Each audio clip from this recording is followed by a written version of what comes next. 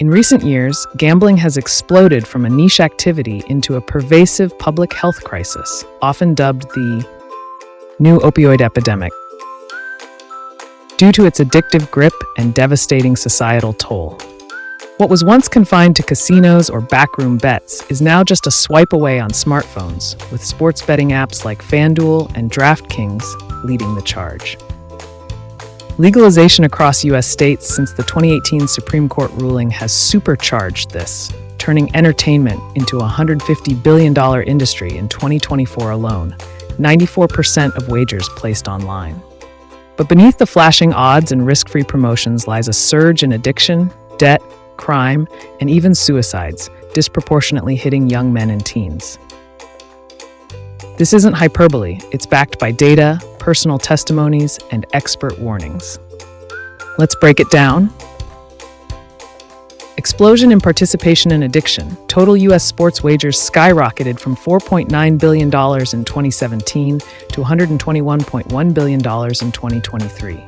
A UC San Diego study found a 33% spike in Google searches for gambling addiction help in states after retail sportsbooks opened, with even steeper jumps, up to 142%, tied to online betting launches.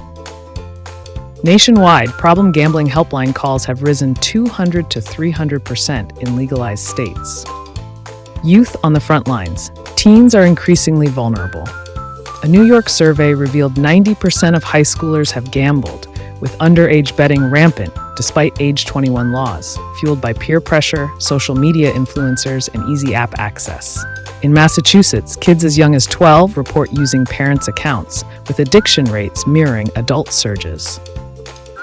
Demographic hits hardest. Young men, 18 to 34, are the epicenter, with problem gambling rates doubling post-legalization. The suicide risk for addicts is 15 times higher than the general population. Globally, it's spilling over. Bangladesh reports a silent epidemic ensnaring youth in debt and crime via unregulated online platforms. These aren't isolated stats. They're symptoms of a dopamine-fueled loop where apps use algorithms to keep users hooked, much like slot machines engineered for addiction. Legalization's double-edged sword. The 2018 PASPA repeal opened floodgates, but without robust safeguards. States like New York and New Jersey saw addiction treatment searches jump 50 to 100% within months of online betting going live. Promoters tout economic boosts. Tax revenue hit $2.5 billion in 2024, but critics argue it's predatory. Apps bombard users with personalized bets during live games, turning fans into fiends.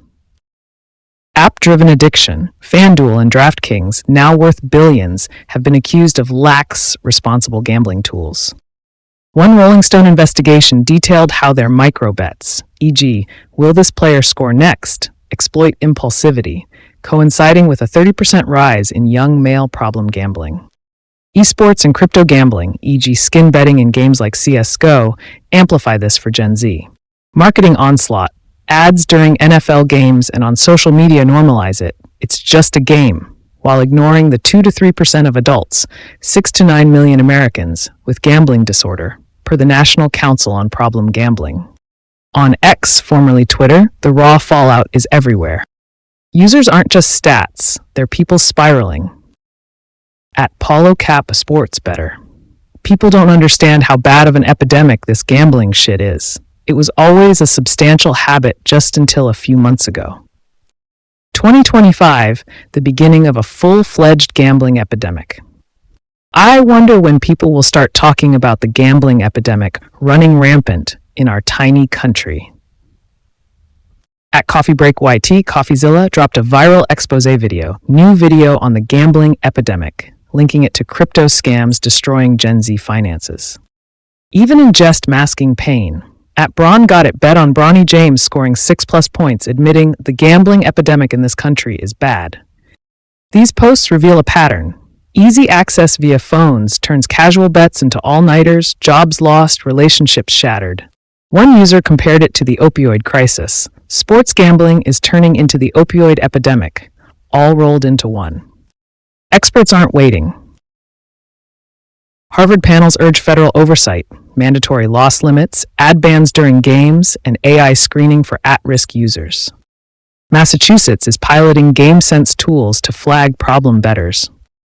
But industry lobbying blocks broader reform. DraftKings spent $10 million plus on it in 2024. This epidemic thrives in the shadows of Super Bowl ads and election odds.